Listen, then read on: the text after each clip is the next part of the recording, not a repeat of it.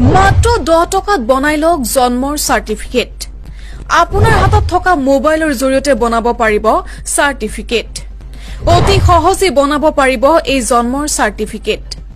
Online মাত্ৰ 10 টকাত কেনেকৈ কৰিব আবেদন। আপোনাৰ বয়স বেছি হৈছে কিন্তু জন্মৰ চাৰ্টিফিকেট বনোৱা নাই তেন্তে আৰু চিন্তা নকৰিব। প্ৰথমে আপুনি ভিডিঅটো এটা শ্বেয়াৰ কৰক। অনলাইন কেনেকৈ আবেদন কৰিব সবিশেষ জানি লওক। অনলাইন মাধ্যমত যদি আপোনালোকে জন্মৰ সাৰ্টিফিকেটৰ কাৰণে আবেদন কৰিব বিচাৰে তেন্তে এই ভিডিঅটো আপোনালোকে একেবাৰে সম্পূৰ্ণকৈ চাব। সম্পূৰ্ণ নচোৱাকৈ আপোনালোকে কমেন্ট নকৰিব। লগতে যিসকল মানুহে জন্মৰ সাৰ্টিফিকেট বনাইছে তেওঁলোকে এই ভিডিঅটো চোৱাৰ দৰকাৰ নাই।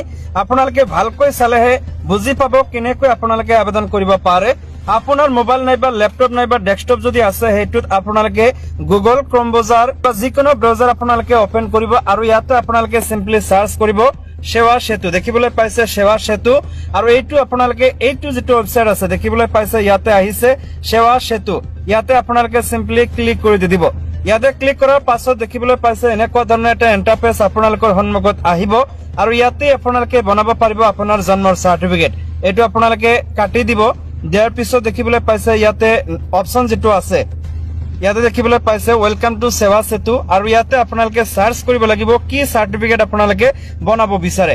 প্ৰথমে আপোনালোকক কৈ আছো ভিডিঅটো যিমান পাৰে এটা শ্বেয়াৰ কৰিব যাতে অসমৰ প্ৰত্যেকজন মানুহে চাব পাৰে এই ভিডিঅটোৰ লগতে নিজৰ যি জন্মৰ সাৰ্টিফিকেট আছে হেয়া দালাল নধৰি নিজে যাতে আবেদন কৰিব পাৰে।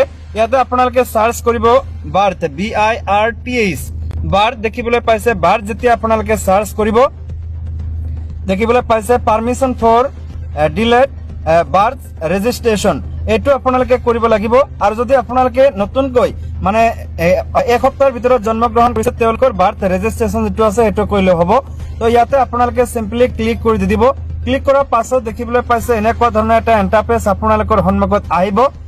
এপ্লাই যেটো দেখিবলৈ পাইছে এপ্লাই নাও ইয়াতে আপোনালোকে সিম্পলি ক্লিক কৰিব আৰু ইয়াতে ক্লিক কৰাৰ পাছত দেখিবলৈ পাইছে সিটিজেনশিপ সিম্পলি আপোনালোকে ক্লিক কৰিব। সিটিজেনশিপতে থাকিব ইয়াতে লগইন কৰিব লাগিব। আপোনালোকে লগইন যেটো অপশন আছে আৰু যদি লগইন কৰা নাই তেন্তে ৰেজিষ্টাৰ নাও যেটো আছে নতুনকৈ আপোনালোকে ৰেজিষ্টাৰ কৰিব পাৰিব।